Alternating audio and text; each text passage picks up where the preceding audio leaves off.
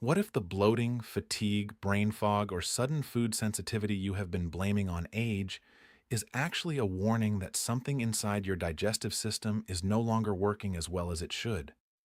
Many people assume that gut problems begin only when there is severe pain, constant diarrhea, or obvious disease. But in reality, the earliest changes can be much quieter. You may feel unusually full after a normal meal. Foods you tolerated for years may suddenly cause discomfort. Your bowel habits may become less predictable. You may even notice lower energy, poor concentration, or a general feeling that your body is not responding the way it once did. My name is Dr. James Carter, and today I want to explain what may be happening beneath the surface. The inside of your digestive tract is protected by a delicate barrier made of intestinal cells and a layer of mucus. This barrier has an important job. It allows nutrients to pass into the body while helping keep bacteria, irritants, and unwanted substances where they belong.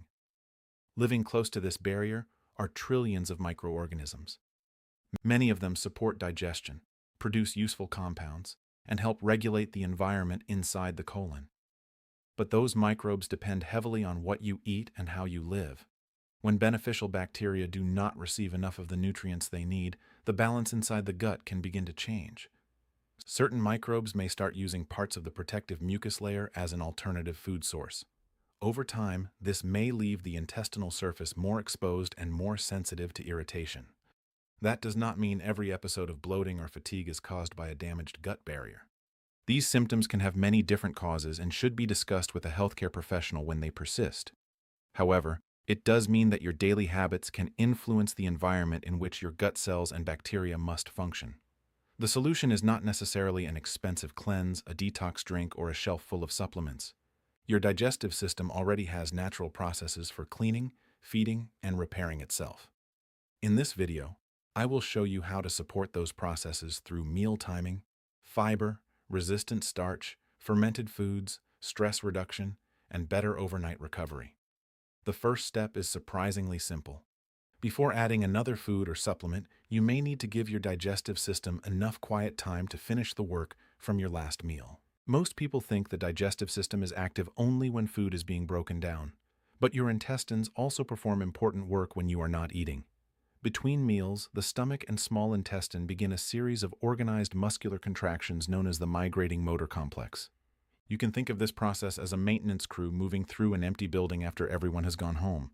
Its job is to push leftover food particles, digestive secretions, shed cells, and excess microorganisms farther through the digestive tract. This cleaning pattern is especially important in the small intestine, where large amounts of bacteria are not supposed to remain for long periods. The problem is that this maintenance process needs time without calories. Every time you eat or drink something containing energy, the digestive system shifts back into meal processing mode. Even a small snack can interrupt the cleaning cycle before it has completed its work. Consider how many people eat during a normal day. They have breakfast, followed by coffee with milk. A little later, they eat a handful of nuts. Then comes lunch, an afternoon protein bar, a sweetened drink, dinner, and perhaps another snack before bed. None of those choices may seem excessive by itself, but together, they can leave almost no meaningful pause between periods of digestion. When the movement of the small intestine becomes less effective, food residue and microorganisms may remain in place longer.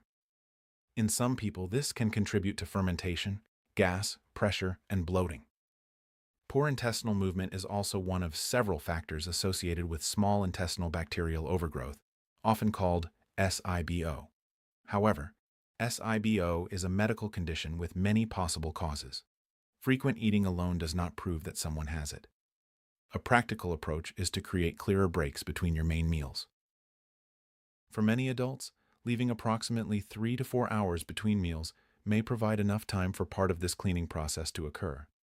During those breaks, water, plain tea, or black coffee are generally better choices than drinks containing sugar, milk, cream, or calories.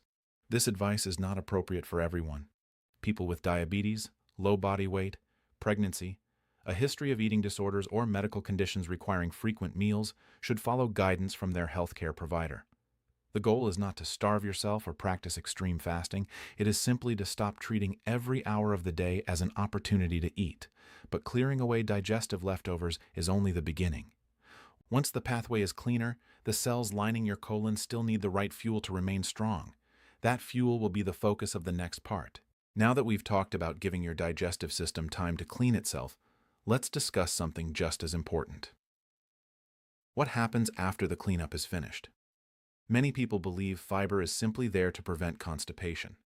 While it certainly helps keep bowel movements regular, that explanation barely scratches the surface. One of fiber's most valuable jobs happens much farther down your digestive tract, where it becomes food for the bacteria that help keep your colon healthy. Here's why that matters. Not every carbohydrate you eat is absorbed in the small intestine. Certain fibers continue their journey until they reach the colon, where billions of beneficial bacteria begin breaking them down through a natural process called fermentation. At first, the word fermentation may sound unpleasant, but inside a healthy gut, it's one of the most useful things your microbiome can do. As these bacteria ferment specific types of fiber, they produce compounds known as short-chain fatty acids. Among them, one deserves special attention. It's called butyrate. Think of butyrate as one of the preferred energy sources for the cells lining your colon. Instead of depending entirely on nutrients coming directly from your bloodstream, many of these cells rely on what your beneficial bacteria produce from the food you eat. In other words, you're not just feeding yourself. You're feeding an entire community that helps take care of you in return. I often compare the gut microbiome to a busy manufacturing plant. The raw materials arrive every day through your meals. If those raw materials are mostly colorful vegetables, legumes, oats, fruits, and other fiber-rich foods, the factory has what it needs to produce useful substances that help support the intestinal environment. But if those deliveries rarely arrive, production naturally begins to slow. Over time, the balance inside that factory may gradually change. Researchers have demonstrated just how quickly this environment can respond. In one well-known dietary study, scientists observed people whose eating patterns were dramatically different. When participants who normally consumed fewer plant foods switched to a diet much richer in fiber, measurable changes inside the gut began appearing within roughly 2 weeks. The bacteria started producing more beneficial compounds, while several markers related to colon health also shifted in a favorable direction. That doesn't mean every digestive condition disappears after 14 days. Nor does it mean everyone will experience identical results. But it reminds us that your gut is not a fixed system. It responds surprisingly quickly to what you consistently eat. So where should this fiber come from? Excellent choices include beans, lentils, chickpeas, oats, barley, berries, apples, leafy vegetables, broccoli, carrots, nuts, and seeds. Variety is just as important as quantity because different bacteria prefer different types of fiber. One important word of caution, however. If your current diet contains very little fiber, suddenly doubling your intake overnight may leave you feeling worse before you feel better. Your bacteria will immediately begin fermenting that extra fiber, and until your digestive system adapts, you may notice additional gas, bloating, or abdominal discomfort. That's completely different from saying fiber is harmful. Usually it simply means your gut needs time to adjust. Increase your intake gradually over several weeks, drink adequate water, and allow your microbiome to adapt at a comfortable pace. But even the healthiest fiber isn't the only way to nourish your gut bacteria. There are 2 other food strategies that many people overlook, and together they may provide an even greater benefit. When people hear the words healthy carbohydrates, they usually think about whole grains or vegetables. Very few realize that some starches become even more interesting after they're cooked and cooled. This brings us to something called resistant starch. Unlike ordinary starch, resistant starch is not completely digested in the small intestine. Instead, a portion travels all the way to the colon, where it becomes another valuable food source for beneficial bacteria. Once again, those bacteria get to work producing compounds like butyrate that help support the cells lining the colon. One of the easiest ways to increase resistant starch isn't by buying a special supplement. It's by preparing familiar foods a little differently. For example, potatoes, rice, and even certain types of pasta develop higher amounts of resistant starch after being cooked, cooled, and properly refrigerated. Beans, lentils, oats, and slightly green bananas naturally contain useful amounts as well. Many people are surprised to learn that allowing cooked rice or potatoes to cool changes part of their starch structure. Some of that starch becomes more resistant to digestion, allowing more of it to reach the large intestine. Of course, food safety still comes first. Cooked foods should be cooled promptly, stored correctly in the refrigerator, and reheated properly if you choose to serve them warm again. Now let's look at another powerful way to support your microbiome: fermented foods. Fiber feeds the beneficial bacteria that already live inside your gut. Fermented foods may help increase the diversity of organisms living there. Why is diversity important? Imagine trying to run an entire city with only one profession. You might have excellent teachers but no firefighters, or outstanding engineers but no doctors. The stronger and more resilient a community becomes, the greater the variety of skills it contains. Your gut works in much the same way. Different bacteria perform different jobs, and a more diverse microbiome is generally associated with a healthier intestinal environment. One clinical study compared two different dietary approaches. One group dramatically increased fiber intake. The other added several servings of fermented foods each day. Interestingly, while both approaches offered benefits, the fermented food group experienced a noticeable increase in microbiome diversity, along with improvements in several markers related to immune activity. This doesn't mean fermented foods are better than fiber. They simply contribute in different ways. Fiber nourishes the bacteria already present. Fermented foods may help broaden the overall microbial community while also providing compounds created during fermentation. Excellent options include plain yogurt containing live cultures, kefir, kimchi, sauerkraut, and other traditionally fermented vegetables. If you've never eaten these foods before, don't feel pressured to consume large amounts immediately. Start with small portions and observe how your body responds. Some individuals with certain digestive conditions or histamine sensitivity may tolerate fermented foods less comfortably than others. The goal is steady consistency, not overwhelming your digestive system in a single day. By now, we've discussed how to clean your digestive tract naturally and how to provide the right fuel for your beneficial bacteria. But there's another piece of the puzzle that many people never consider. What if some of the foods sitting in your kitchen every single day are quietly working against everything you've been trying to accomplish? That's exactly what we'll explore next. By this point, we've talked about giving your digestive system time to clean itself and providing beneficial bacteria with the nutrients they need to thrive. But what if some of the foods you eat every day are quietly making that job more difficult? I'm not talking about occasional treats. I'm talking about ingredients that appear in many packaged foods people consume without giving them a second thought. One group of ingredients is known as emulsifiers. You probably won't see the word emulsifier printed in large letters on the front of a package, but you'll often find these substances listed among the ingredients. Their purpose is simple. They help oil and water stay mixed together, giving foods a smoother texture and a longer shelf life. You'll commonly find them in products like ice cream, bottled salad dressings, flavored yogurt, packaged desserts, creamy sauces, protein bars, and many ultra-processed snacks. Some examples include carboxymethyl cellulose, polysorbate 80, and various cellulose gums. Now, it's important to keep this discussion balanced. Finding one of these ingredients on a label doesn't automatically mean a food is dangerous. Nutrition is rarely that simple. However, researchers have become increasingly interested in how frequent exposure to certain emulsifiers may influence the gut environment.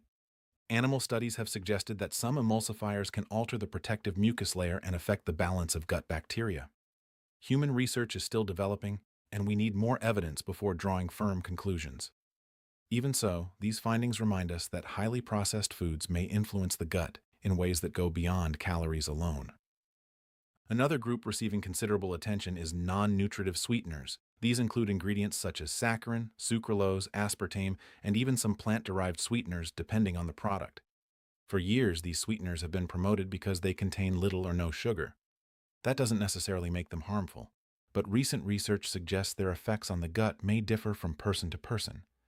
Some human studies have observed changes in the microbiome after certain sweeteners were consumed regularly. In a few cases, researchers also noticed differences in blood sugar responses among participants. Interestingly, Not everyone responded the same way. Some individuals experienced measurable changes, while others showed very little effect. That tells us something important. Your microbiome is unique. The way your digestive system reacts to a particular ingredient may not be identical to someone else's. This is why I encourage patients to look at their overall eating pattern instead of becoming fearful of one specific ingredient.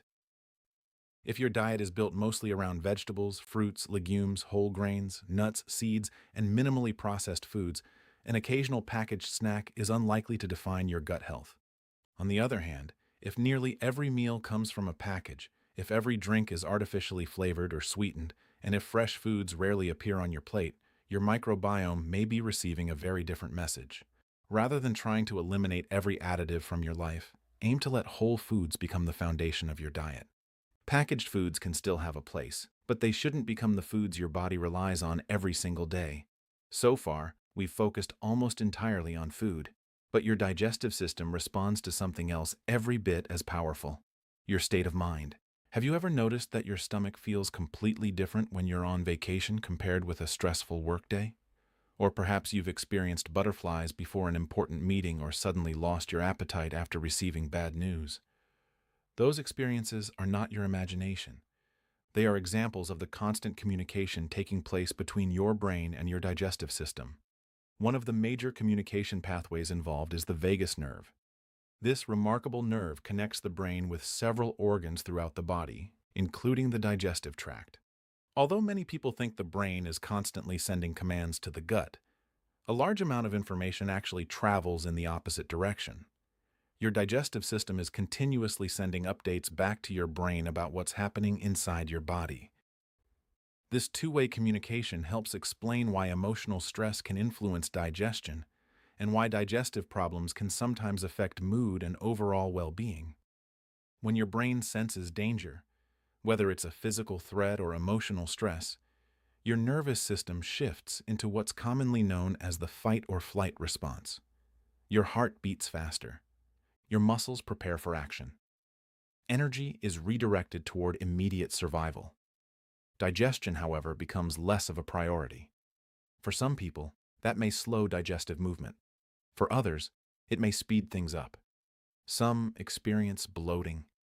Others notice cramping, nausea, diarrhea, or constipation. The response is highly individual, but the connection is very real. Think about how many meals are eaten while checking emails, watching upsetting news, scrolling through social media, or rushing from one appointment to another. Your body may be receiving food, but your nervous system may still be behaving as though you're under pressure. Fortunately, helping your digestive system doesn't always require dramatic lifestyle changes. Sometimes it begins with a single minute before your first bite. Place both feet on the floor, relax your shoulders. Take a slow breath in through your nose, then exhale even more slowly. Repeat that 3 times. As simple as this sounds, slowing your breathing may help shift your nervous system toward a more relaxed state, creating better conditions for comfortable digestion. Another habit worth paying attention to is how quickly you eat. Many people finish an entire meal before their brain has had enough time to recognize they're becoming full. Eating more slowly allows chewing to do its job, gives digestive enzymes a better starting point, and helps your body coordinate the complex process of digestion more efficiently.